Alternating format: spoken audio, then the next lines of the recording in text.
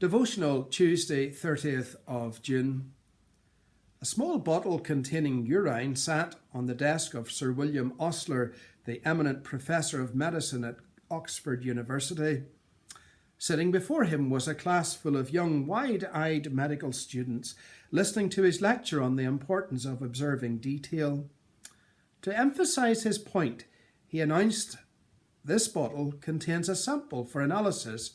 It's often possible by tasting it to determine the disease from which the patient suffers."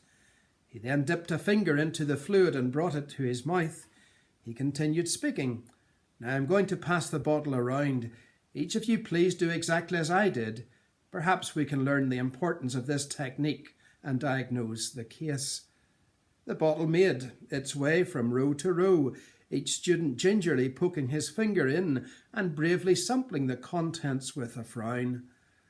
Dr. Osler then retrieved the bottle and startled his students by saying, "Now you will understand what I mean when I speak about details. Had you been observant, you would have seen that I put my index finger in the bottle, but my middle finger into my mouth." Many people live their lives just like the students in Professor Osler's class. They think they have life all worked out, but they've forgotten one important detail: the need to allow Jesus Christ to change them into the kind of people that God wants them to be. As a result, life is toxic and bitter. God doesn't hide the way from us, however, or try to deceive us as Professor Osler did his students.